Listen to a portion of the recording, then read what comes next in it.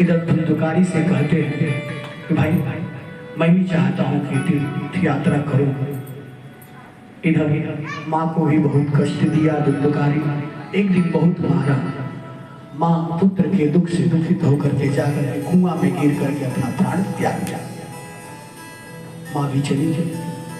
अब इधर अकेला बचा, बहुत सारे कुकर्म करते हुए गोकर्ण ने भी आदेश लिए, कहे मैं भी जाना चाहता हूँ। धुंधुकारी ने कहा ठीक है भैया, आप तीर्थाटन करिए, अवश्य करिए। गोकर्ण जी भी तीर्थ के लिए निकल पड़े। अब इधर धुंधुकारी घर में अकेला, न माँ है, न बाप है, न भाई है, कोई रोक टोक नहीं है। अब खराब स्त्रियों को अपने घर में बुला करके गणिकाओं को ला करके उसने रख लिया। सारी कुंडा स्त्रियां आकर के उसके घर में डेरा बना ली।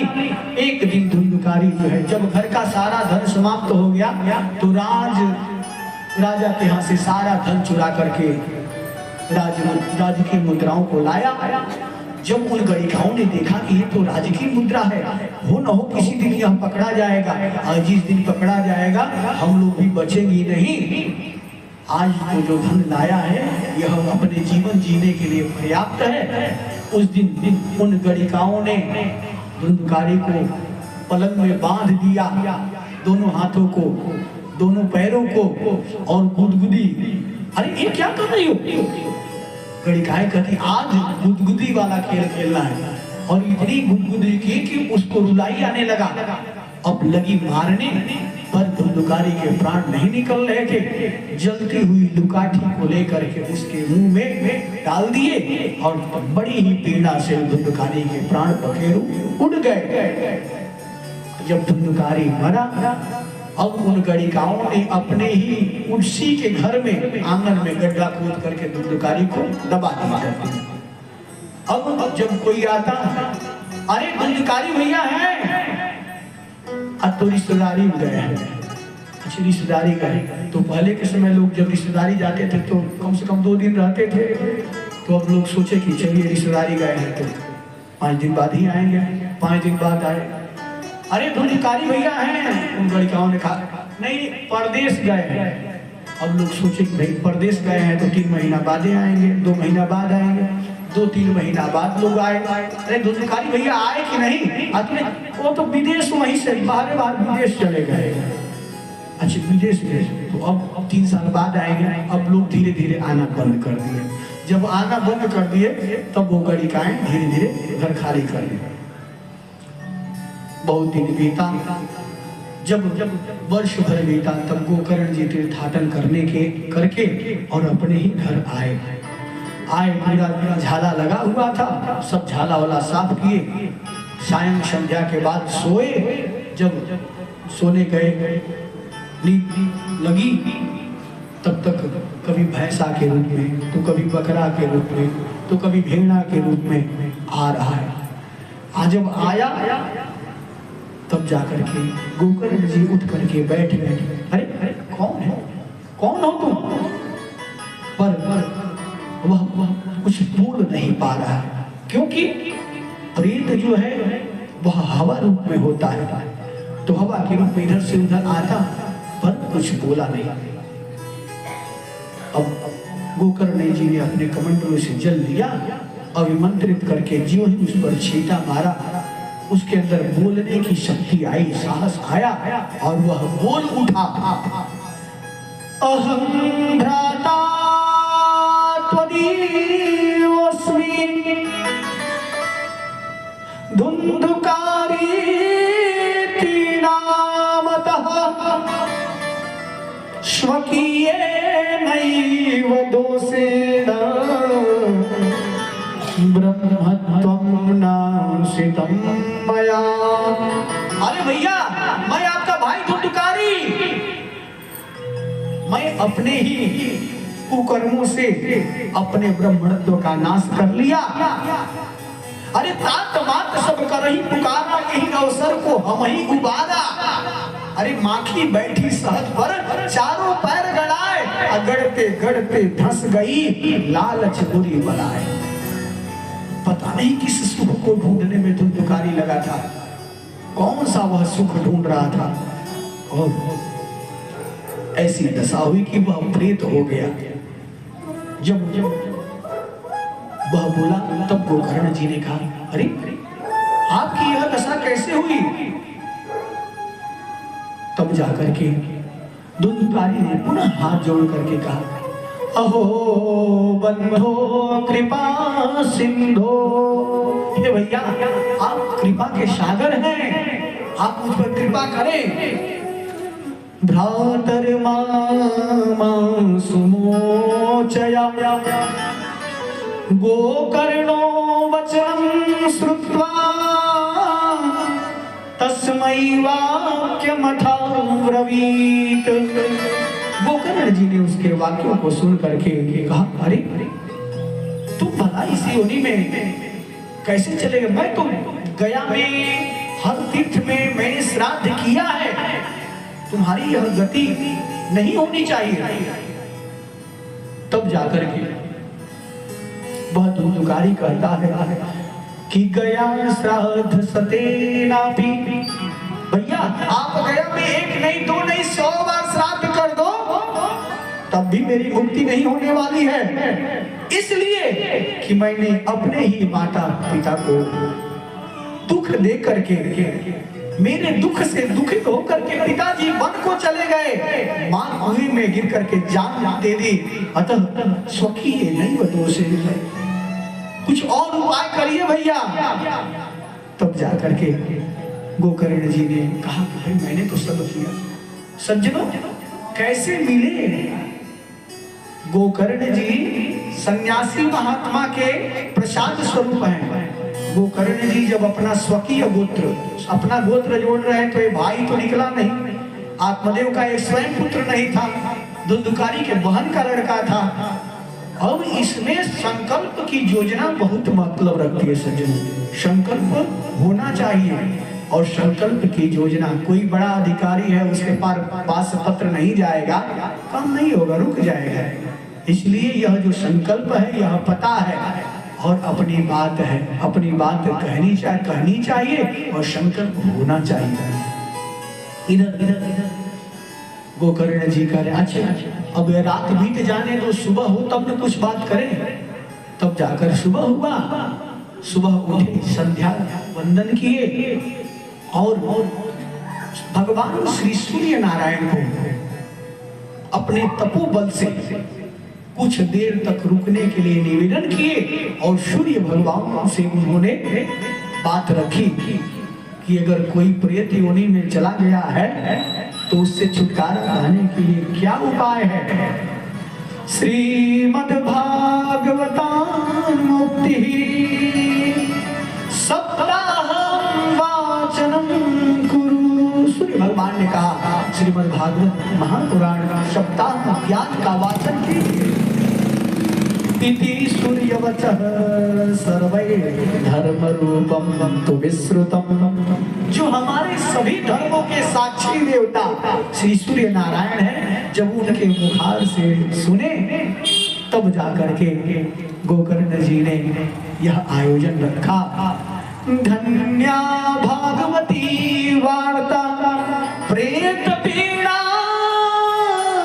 विनाशिनी सप्ताहो तथा धन्य कृष्ण लोक फलप्रदः।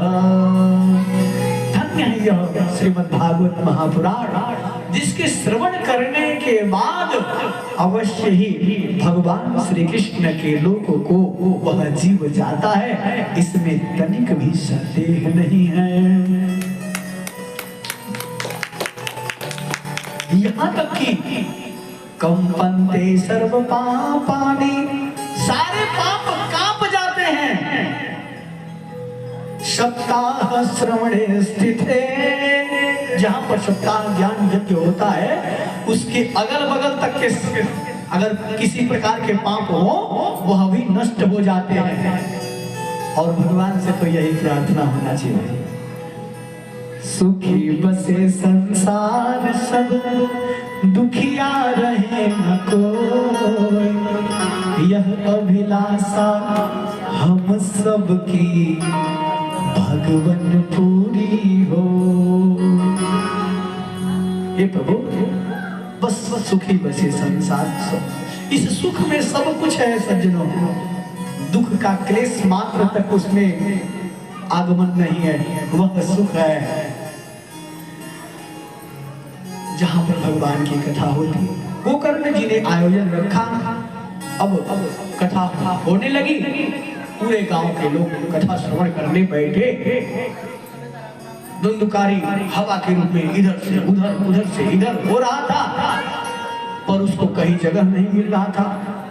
एक बांस मिला, तो उसी बांस में वह अगल बगल का प्रेत आकर के बैठ गए और उसी बांस में स्थान लिया, भगवान की कथा श्रवण किया। जो ही पहले दिन की कथा संपन्न हुई, सायंकाल में शाम के समय में एक ग्रंथि फट गई, आवाज हुआ, दूसरे दिन दूसरी, तीसरे दिन तीसरी, और इस तरह से 7वें दिन 7 ग्रंथि फट गए।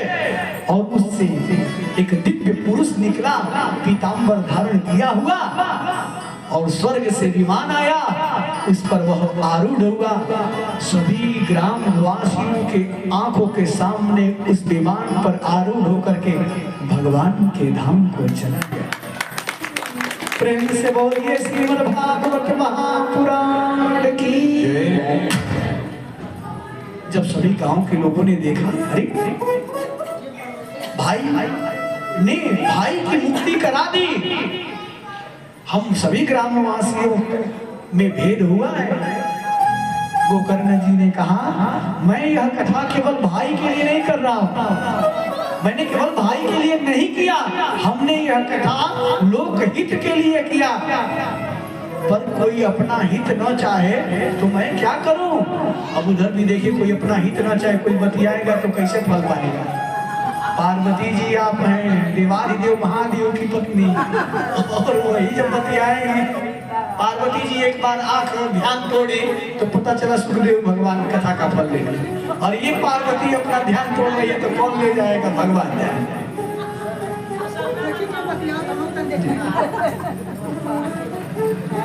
बेटी जय ठाकुर जी ध्यान मग्न होकर के कथा सुनिए, यह अवसर फिर नहीं आएगा। पार्वती जी ने अपना ही ध्यान नहीं लगाया तो आप लोग का ध्यान कैसे रखेगा? तो गोकर्ण जी ने कहा कि भाई मैंने कथा जो है लोक हित के लिए किया है, आप लोग ध्यान पूर्वक सुनो तब इसका लाभ मिलेगा। आपने ध्यान से सुना नहीं, इसलिए मैं क्या कर सकता हूँ?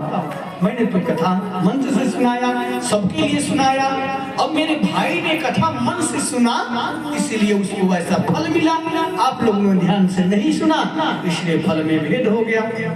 तब सभी ग्रामवासियों के निवेदन पर जब गोकर्ण जी ने पहली कथा सुनाई, तब वह कथा आषाढ़ का महीना था। दूसरी कथा सभी ग्रामवासियों के सुनने की इच्छा से, श्रवण की इच्छा से श्रावण के महीने में उन्होंने कथा रखी। और जब श्रावण के महीने में कथा हुआ और सबके लिए विमान की तैयारी हुई, सभी लोग मन से कथा सुने, तो विमान की तैयारी हुई। भगवान ने सोचा कौन इतना विमान ले जाए, चले हम खुदे दर्शन दे दें। तो भगवान जो है स्वयं आकर के चतुर्भुज रूप में दर्शन दिए। सशंख चक्रम सकिरीट कुंडलम सपीत वस्त्रम सरसीरुहेक्षणम सहार वक्षस्थल कौस्तुभश्रियम नमामि विष्णुं शीर्षं चतुर्भुजं। भागवत भगवान जी को देखिए पीत वर्ण में आ गए, ठाकुर जी की कृपा, यह सब भगवान की कृपा है। और सबके सभी ग्रामवासियों का उद्धार हुआ। जब सबका कल्याण हुआ तब जाकर के गोकर्ण जी सूत जी महाराज श्री सोनक जी महाराज कहते हैं, महाराज कि सप्ताह ज्ञान यज्ञ की विधि का वर्णन बताएं, कथा कैसे होनी चाहिए। तब जाकर के शनकादिक ऋषियों ने कहा कि कथा श्रवण के लिए दैव यज्ञ क्षमा हुई, ब्राह्मण से पहले मुहूर्त निकलवाना चाहिए। चाहे बिटिया का विवाह है, चाहे मुंडन है, चाहे रामचरितमानस का पाठ है, तो हम लोग मन में विचार करते हैं और विचार करने के बाद ब्राह्मण से मुहूर्त निकलवाते हैं। अब मुहूर्त जब निकल जाता है ना, तब जाकर के हलवाई के पास, टेंट हाउस वाले के पास, बाजा वाले के पास, सबके पास लोग पहुंच जाते हैं। तो हमारा और आपका काम है कि मुहूर्त दिन रखवा ले। आज जब दिन निश्चित हो जाएगा तो कोई भी यज्ञ व्यक्ति विशेष का नहीं होता है, यज्ञ भगवान का होता है और भगवान अपना यज्ञ स्वयं पूरा करते हैं। हम और आप क्या है, इसलिए मुहूर्त और दिन निश्चित करना चाहिए। बाकी कथा तो भगवान की है, वह कहवा लेंगे और हो जाएगा। हम लोगों को मुहूर्त रखवाना चाहिए। विवाहे यादृशम वित्तम तादृशम परिकल्पये। एक बिटिया के विवाह में जितना लगता है वैसा व्यवस्था करना चाहिए। तीर्थे वापि वने वापि गृहे वा श्रवणं मतम्। तीर्थ में श्रवण करें, वन में श्रवण करें या घर पर श्रवण करें। तीर्थ में श्रवण करने के लिए आए बात तो तीर्थ में तो प्रयागराज तीर्थ में हो ही रहा है, वन में हुआ। पहले के समय में वन में कथा इसलिए होता था कि दूर संचार यंत्र, इस तरह के ध्वनि प्रसारण यंत्र जितना भी है, इसकी व्यवस्था पहले नहीं थी, ध्वनि विस्तारक यंत्र का। तो ये नहीं था पहले। तो जब वन में होगा तो लताओं से, पत्रों से टकरा करके आवाज वही गूंजेगी, इसलिए वन में व्यवस्था होगा। अब गृह घर में हो ताकि घर शुद्ध हो जाए। आया है सज्जनों, जननी जन्मभूमिश्च जाह्नवीश्च जनार्दनः जनकः पंचमश्चैव जकारा पंच दुर्लभा। इस संसार में वह व्यक्ति बहुत ही सौभाग्यशाली है जिसकी माँ है, जननी है। जहां व्यक्ति जन्म लेता है वही है, माँ भी है, जहां जन्म लिया वहां भी है। जननी जन्मभूमिश्च जाह्नवी, माँ गंगा, जाह्नवीश्च जनार्दन, भगवान श्री हरि है, जाह्नवीश्च जनार्दन। आज जनक अगर पिता भी है तो इस दुनिया का सबसे बड़ा सौभाग्यशाली वह व्यक्ति है सज्जनों। लेकिन हम कह रहे हैं कि आधा से ऊपर तो है ना, तो हम लोग बहुत ही सौभाग्यशाली हैं कि अपने जन्मभूमि पर है, माँ भी है, गंगा मैया भी है, तीर्थ भी है और पिता का चित्र भी है। मन में हमेशा पिता आ रहे हैं। आप इस दुनिया के सबसे सौभाग्यशाली पुरुष हैं। तो वन में हूँ, घर में हूँ, श्रवणं मतम्, विशाला वसुधा, जगह ऐसा हो जहाँ पर कितने भी लोग आ जाएं तो स्थान ग्रहण कर सके। कर्तव्यम कथा स्थलम, ऐसे कथा स्थल की बात आई। अब आया कि कथा वक्ता कैसा होना चाहिए। तो विरक्तो, जो विरक्त हो। आप भाई कई ऐसे भक्त हैं कि सोचते हैं कि भाई हमारे अपने क्षेत्र में भी तो बहुत ऐसे लोग हैं, उनसे भी हम सुन लेंगे। किसी से भी श्रवण किया जा सकता है, पर वह विरक्त होना चाहिए। जो वक्ता है ये नहीं कि कथा करने के बाद शाम को अपने घर चला गया, कहीं और किसी जजमानी में चला गया, कहीं का और भोजन करने, पानी पीने चला गया, ऐसा नहीं होना चाहिए। आप ही के घर रहे, आप ही का खाए, आप ही का पिए और भगवान का बतियाए, भगवान के बारे में केवल चर्चा करें। ऐसा विरक्त होना चाहिए। विरक्त मतलब ये नहीं कि सन्यासी महात्मा न, इस संसार में ही रहे, अपने सुखों का त्याग करें। आप ही सन्यासी हैं, और जो सुखों का त्याग नहीं करते हैं वही सन्यासी नहीं है, वही विरक्त नहीं है। कोई विशेष मांग नहीं होना चाहिए। ना, जब तक खाली भंडार का वस्त्र नहीं आएगा, जब तक जो है राजभोग नहीं आएगा, भोग नहीं लगेगा, जब तक जो है इतना पैसा आप मेरे अकाउंट में भेज नहीं देंगे तब तक हम नहीं आएंगे। अपने भटरी क्षेत्र में बहुत अच्छे संत जो कि श्री रामभद्राचार्य जी महाराज, मात्र 2 लाख के लिए उन्होंने कथा शाम की रोक दी। पहले जो पैसा नहीं दिए आप लोग जमा करिए तब कथा होगा। ऐसा नहीं होना चाहिए। पैसा से कथा नहीं होता है, भाव से कथा होता है, और कथा भाव से होना चाहिए। विरक्त नहीं हो और उसको तमाम तरह के माया जंजाल उसको घेरे हुए हैं, वह विरक्त नहीं है। ठीक है, संस्था चलानी है, बहुत सारी बातें। अरे संस्था केवल इसी कथा से थोड़ी होगा चलेगा, संस्था चलाने वाला भी भगवान है, चल जाएगा। तो विरक्त होना चाहिए। वैष्णवों, वह भगवान श्री हरि का भक्त होना चाहिए। विप्रो, वह ब्राह्मण अवश्य होना चाहिए। बहुत अन्य वर्ग के लोग भी कथा श्रवण करा रहे, लेकिन अगर अपना कल्याण चाहना है, अपने पितरों का कल्याण चाहना है, तो विप्रो ब्राह्मण से सुने।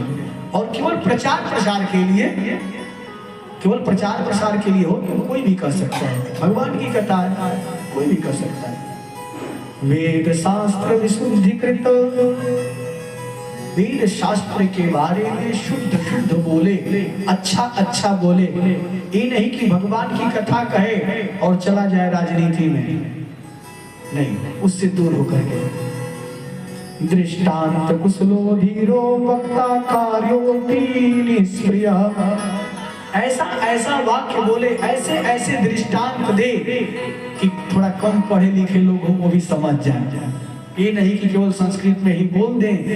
कोई बुढ़िया मैया बाद में कहे दुल्हन में का कहत रही है, वो बतिया कहीं क्या सुनाई ना के हमारे समझ में ना आता। नहीं, जो अच्छे से माटी की भाषा में बोल सके, जैसे सबको समझ में, एक बच्चा भी समझ जाएगा क्या क्या। तो ऐसा दृष्टांत कुशलो धीरो वक्ता कार्यो नीतिश्रिय, इस तरह से अनेक धर्मों का उदाहरण देते हुए आओ सूर्योदयमारभ्य सार्ध प्रहरांतकम, सूर्योदय से सूर्यास्त तक इस कथा को श्रवण कराए। दिन में मध्याह्ने घटिका द्वयम, 12 से 2 के बीच में मध्याह्न मनाए, भगवान भी विश्राम करें, वह ब्राह्मण को भी आराम मिले। और इस तरह से सूर्यास्त तक इसका मूल पाठ अवश्य होना चाहिए जो अंदर हो रहा है ब्राह्मण के द्वारा, भगवान को साक्षी मान करके आपके हित के लिए। द्विदलम मधुरम तैलम गरिष्ठानम तथैव च, दाल नहीं खाना है, गरिष्ठान नहीं, जो पचे न ऐसा नहीं खाना है। अपना मन जिस तरह माने उस तरह से रहे। निराहारो यताहारो तन्मनस्को समाहितो, मार्कंडेय पुराण में कहा गया है कि निराहार रहिए, बिना भोजन किए हुए, आहार भी लीजिए, भोजन भी करिए, जैसे आपका मन मान सके। हमको तो इच्छा करता भोजन करते, लेकिन नहीं मन करता। जिसको तो ऐसे भोजन करने की इच्छा हो तो भी कथा होनी चाहिए। अब हुआ कि कोई ऐसे वक्ता आ जाए कि कहने हम केवल भोजन करके ही कथा कहेंगे, एक बार नहीं, हमको 2 टाइम भोजन करने के बाद ही मंच पर बैठेंगे। तो ऐसा हुआ कि महाराज जी, जजमान को हाथ जोड़ करके कहना चाहिए, महाराज जी आप सपत्नी खाइएगा, आपकी पत्नी बनाएगी, आप खाइएगा, आप कथा भी खाइएगा। अब भाई केवल जजमान के भरोसे कितना बनेगा? 1 बजे तक 2 बजे तक बेचारी सो नहीं पा रही है। तो ऐसे नहीं भाई, ऐसे वक्ता जो खाने के लिए आए, हम तो कल कहेंगे जो मन करे सो बनाओ, जल्दी से खा के आदमी सोए, बहुत थके हुए हैं सभी लोग। तो ऐसा होना चाहिए। अगर वक्ता ऐसा हो कि केवल खाकर ही, तो वह अपने सपत्नी आए। और तो दरिद्रश्च क्षयरोगी, जो कथा वक्ता है वह दरिद्र नहीं होना चाहिए, किसी रोग से विशेष ग्रसित नहीं होना चाहिए। ऐसा नहीं है कि दुर्भाग्यशाली हो, भाग्यहीन व्यक्ति आ जाए, ब्राह्मण आ जाए और आपके धन वैभव को अब देख करके हमें तो कुछ वही नहीं, लोग बहुत बतरीके में से एक कट्ठा लिख देते, महाराज लोग बहुत पैसा बताए दे देते। तो ऐसा दुर्भाग्यशाली व्यक्ति को नहीं, जो आपके धन वैभव को देख करके लालच न करे, ऐसा वक्ता होना चाहिए जिसके पास भगवान स्वयं दे रहे हो। महाराज आपके देने सब थोड़ी है, ये भाव हो वक्ता के अंदर। आप कथा श्रवण करें वैसे व्यक्ति, पाप कर्म करने वाला न हो। अनपन्त्यो मोक्ष कामः शृणुयास्य कथामिमाम्। मोक्ष की कामना, जिससे पितरों का कल्याण हो सके, अपने परिवार का, अपने हितैषियों का, अपने अगल बगल में सबका हित हो सके, ऐसा कथा श्रवण कराए। पुष्पाकाकवन्ध्या च बन्ध्या वाच मित्रार्भका। कोई ऐसा न हो जिसका पुत्र न हो, वह बहुत युक्त होना चाहिए। उसकी वाणी में ऐसा मिठास हो कि बार बार लोग सुनने के लिए इच्छुक हो। और जब कथा का विश्राम दिवस आए तो द्वादश ब्राह्मणान् पाशयोद्भजे जैन मधुपाय सहित दद्यात् सुवर्णं धेनुं च व्रत पूर्णत्व हेतवे। कथा की पूर्णता के लिए 12 ब्राह्मणों को नियुक्त करना चाहिए भोजन के लिए। अब आया कि दद्यात् सुवर्णम, सोने की थाली में भोजन कराए, अथवा सोने के जैसा धातु हो या पात्र ऐसा होना चाहिए। ऐसा समय आ गया है कि पत्तल भी आ गया है तो सोने के जैसे चमक रहा है।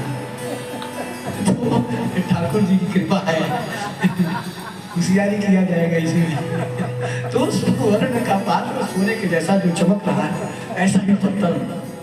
अब जो पलाश का पत्र है वह सुवर्ण के सदृश माना गया है।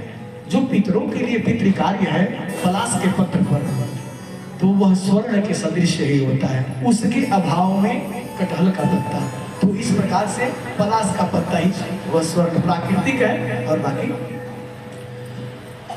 व्रत की पूर्णता के लिए ऐसा होना चाहिए। शक्तौ फलत्रयमितं स्वर्ण सिंहम विधाय च। गाय दान होना चाहिए, जिस गाय को सिंह और खूर दोनों चांदी से सुसज्जित होना चाहिए या सोने से सुसज्जित होना चाहिए। भगवान श्रीमद्भागवत महापुराण की पुस्तक तत्रास्य पुस्तकम स्थाप्यम लिखितम ललिताक्षरम, पुस्तक भी दान होना चाहिए। और इस प्रकार से दान की प्रक्रिया में इन्होंने बताया श्री शौनक जी ने।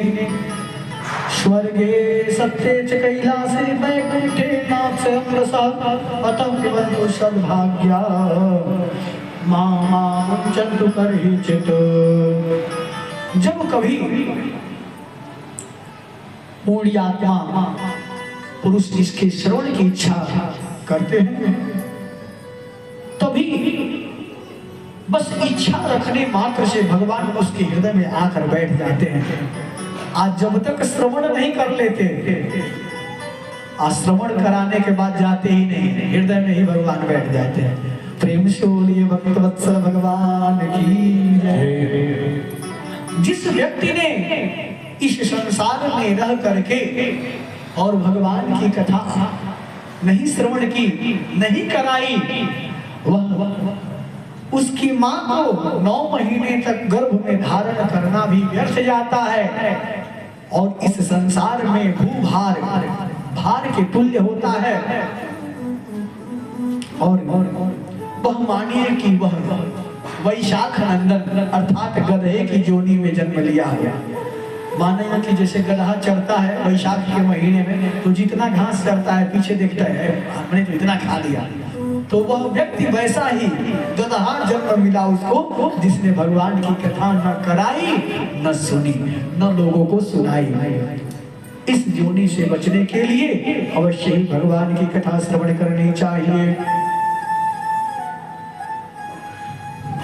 अब मंगलाचरण में हम सब प्रवेश करते हैं।